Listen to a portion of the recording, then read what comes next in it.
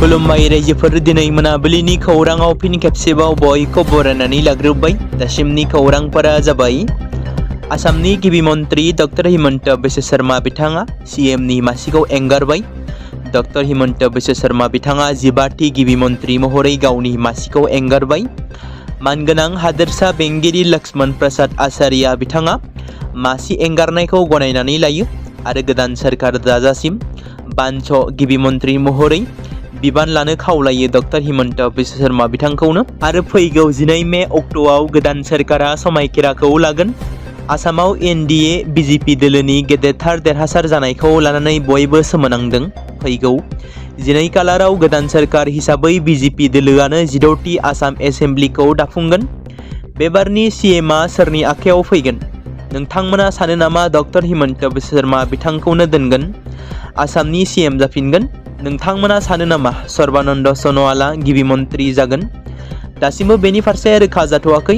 थेवब्लाबो डक्टर हिमन्त बिश्व शर्मा बिथांखौनो गिबि मन्त्रिनि मासियाव थाफिननो थाखाय हास्थायनानै दं गोबां रायजो राजाफोरा। मख'नो गोनांदि BJP दोलोआ मोन 122 बिधानसभा बियाबनिफ्राय हारसिङैनो मोन 89 मासि लानानै देरहासार जानायखौ नोजोर बोनानै नायोब्ला BJP दोलोआ हारसिङैनो सोरखारखौ दागोन, जेराव आसामाव जायखिजाया बबेबा मोनसे पार्टिया सोरखारखौ दाफुंनो थाखाय मोन 65 मासिनि गोनांथि जायो। नाथाय BJP दोलोआ मोन 65 मासिनि बांसिन मासि लानानै देरहासार जानो हादों। बेराफारसेथिं BTCनिफ्राय मिनिस्टार मोनगोन ना मोना बेखौ 12 मे खालारनिफ्रायसो मिथिनो मोनसिगोन। मोनसे गोजोनथाव खौरां। उदालगुरि काग्राबारि कासियासुबा गामिनि बेरगाव BTC बियाबनि बारग' MCLA रातिराम बर'नि फिसाजो पुजिमा बर'आ MBBS खौ उथ्रिसार जानो हाबाय एबा क्लियार खालामबाय होनना मिथिनो मोन्दों। बिथाङा बेबायदि उथ्रिसारनो हानाया ओनसोलनि गोग्गानाय लाबोनो हादों। बिसायख'थि जोबखांनाय लोगो लोगो BTC हालामनि पर्बतजरायाव रायजो राजाफोरनि प्रटेस्ट। सोरखार गैयै समाव बिसायख'थिनि सिगां BPF राजखान्थि दोलोआ ट्राइबेलफोरनि हाखौ रैखाथि होगोन होननानै बुंदोंमोन। नाथाय दा सोरखाराव फैफिननानै ट्राइबेलफोरनि हाखौ 750 बिगा सेनानै लाफिननो नागिरदों होनना मोन 9 गामिनि रायजो राजाफोरा अजद दिखांदों आरो BTC खुंथाय सोरखारनि हेंथायै सोमावसारदों। बे गामिफोरनि मुङा फारियै मावरिजरा, पारहाति, चुकनजरा, पुराना, पानबारि, दलदली, बरजरा, पाइकन, दारा, कालनबान्दारि, पारहान्थि गामि। लोगोसेनो सोमावसारगिरिफ्रा बुंबावदों दि बासबारि आदानि कम्पानिखौ सोरखार गैयै समाव आथिखालनि EM मनमोहन ब्रह्मआ बादा होनानै बन्द खालामनो होदोंमोनब्ला दायो गावनि सोरखार थानाय समाव जोंनि हाखौ रैखाथि होनो मानो हायाखै? थाबैनो रैखाथि होनांगौ होनना रायजो राजाफोरा दाबि दिखांदों। आसाम एसेम्ब्लिनि बिसायख'थि फिथाइ फोसावनायनि सानसे उनावनो अकिल गगैनि बियाब शिबसागराव गोबां बिबांनि हाथियारफोर बोखांनो हादों। पुलिसआ बुधबारखालि फुंबिलियाव डिम' पुलिस थानानि सिङाव थानाय पालेंगि डियान फिल्डआव सिग्रोमो। जिल्ला बेंगिरि पापरि सेटियानि दैदेननायाव उफ्रा पुलिस SP मइदुल इस्लाम आरो डिम'नि पुलिस कमिशनार हिरेन कुमार देखाजों लोगोसे पुलिसनि मोनसे गिदिर हानजाया बे अपारेशनखौ मावफुंदोंमोन। बे सिग्रोमनाय समाव पुलिसआ उल्फानि बिरेन चेटिया उर्फे रन्टु असम, जाय 34 बोसोर बैसोनि, बिथां सासे केदारखौ हमनो हायो आरो गोबां बिबांनि बिथांनिफ्राय हाथियारफोरखौ जब्द खालामो। बिरेन चेटियानिफ्राय पुलिसआ गासै गं 7 ग्रेनेड, गंसे बथल ग्रेनेड, गं 9 mm बेरेटा पिस्तल, गं 10 गोथां राउन्ड, 13,500 रांनि रां एबा नोगोद रां आरो अजद गोनां फोरमानलाइजों लोगोसे गंसे मबाइल फनबो बोखांनो हायो। मिथिनो मोनबावनाय बायदिब्ला आल्फानि हमजानाय केदारा मरान पुलिस थानानि सिङाव थानाय बेस पातर ओनसोलाव थानाय बिरेन चेटियानि न'आव थायो।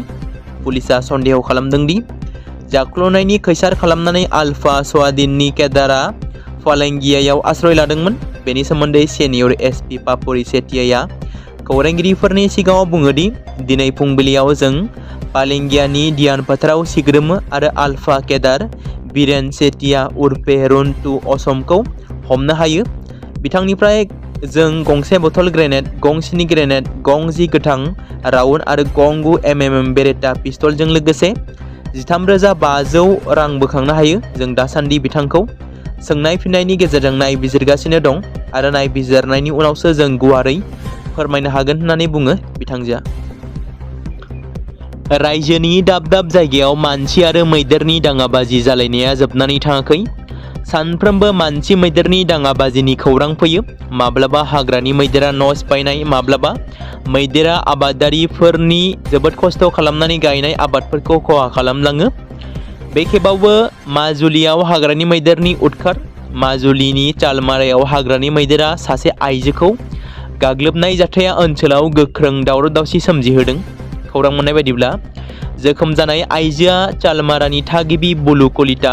मिथिनो मोनबावनाय बायदिब्ला फुंबिलि समाव जेब्ला बियो थाबायनानै थांगासिनो दंमोन अब्ला मैदेरा उनथिंजायनिफ्राय फैनानै बिखौ गाग्लोबदोंमोन। मैदेरनि गाग्लोबनायाव आइजोआ गोब्राबै जोखोम जायो। जाथायनि उनाव जायगानि सुबुंफोरा आइजोखौ रैखा खालामो आरो लोगो लोगोनो देहा फाहामसालिसिम लानानै थाङो। बिथांनि देहायारि हालोदा दायो जोबोद गोब्राब जानायलाय बिथांखौ एडभान्स ट्रिटमेन्टनि थाखाय GMCHआव थिसननाय जादों होनना मिथिनो मोननाय जादों।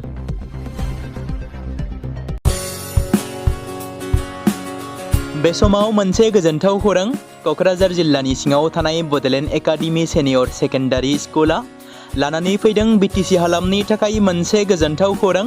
2026 आरो 2027 सोलोंथाइ बोसोरनि थाखाय क'क्राझार तिनिआलिनि हल्टुगाव आउटपस्टआव थानाय बड'लेण्ड एकाडेमि सेनियर सेकेन्डारि स्कुला फार्स्ट इयारनि थाखाय प्रि एडमिशन एबा जेबो बेसेन होनाङालासे मुं थिसननाय आरो फर्म गथायनाया दासान्दि सोलिगासिनो दङ।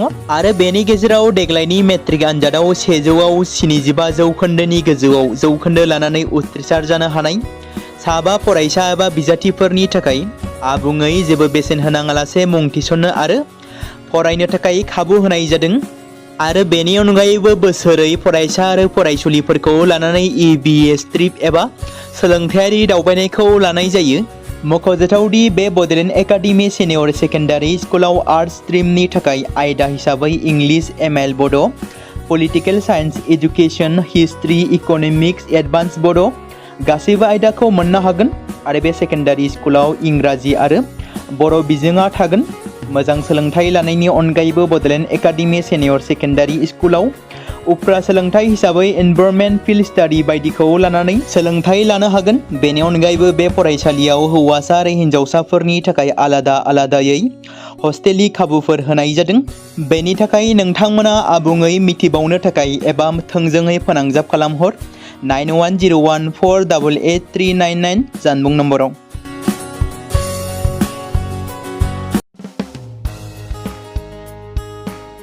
बे समाव मोनसे गोनां फोसावथाय बर' सावथुन नायनानै मोजां मोनग्रा गासै बर' रायजो राजाफोरनि गेजेराव लानानै फैदों मोनसे बर'नि OTT प्लेटफर्म गोनां, जाय प्लेटफर्मनि गेजेरजों नोंथांमोना बर'नि गोदान गोजाम सावथुनफोरखौ नुनो मोनगोन। थांनाय माखासे बोसोर सिगां बर'नि गेजेराव लानानै फैनाय निउबो एप बायदिनो फिन आरोबाव लानानै फैदों बर' रायजो राजाफोरनि थाखाय। बे बाथ्राखौ मख'नाया गोनांदि 2025 मायथाइनि जानुवारि दानाव ओंखारनाय आंगो स्ट्रिम मुंनि मोनसे OTT प्लेटफर्म गोनां निउबो एपनि गेजेरजों नोंथांमोना गोबांथार बर'नि सावथुनफोर जेरै ट्रेजेडि, रमान्टिक, एक्शन आरो कमेडिजों बुंफबनाय सावथुनफोरखौ नुनो मोनगोन। जेरै सनानि नखर, थांखि गैयै समाज, अनसुला आफा, हिर', बिमा बायदि बाजै, अर, थैसाम, वान्टेड, संदान आरो रं नाम्बार बायदि सावथुनफोरा मख'जाथाव।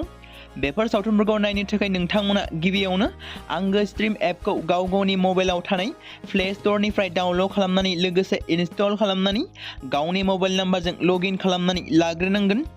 बेनि उनाव नोंथांमोना गोबांथार नुनो मोनै सावथुनफोरखौ गुगोल पे, फन पे आरो पेटिएमजों रं नाम्बार सावथुनखौ नायनो थाखाय 60 रां आरो संदान सावथुनखौ नायनो थाखाय 80 रां, वान्टेड सावथुनखौ नायनो थाखाय 60 रां, थैसाम सावथुनखौ नायनो थाखाय 60 रां बेबायदिनो गोबांथार नुनो मोनै सावथुनफोरखौ नायनो थाखाय सुबिदा खालामनानै होदों आंगो स्ट्रिम प्लेटफर्मा। फिन नोंथांमोननि गेजेराव फोरमायबावनो लादों बर' सावथुन नायनानै मोजां मोनग्रा गासै बर' रायजो राजाफोरनि गेजेराव लानानै फैदों मोनसे बर'नि OTT प्लेटफर्म गोनां, जाय प्लेटफर्मनि गेजेरजों नोंथांमोना बर'नि नुनो मोनै सावथुनफोर जेराव गोदान गोजाम सावथुनफोरखौ नुनो मोनगोन।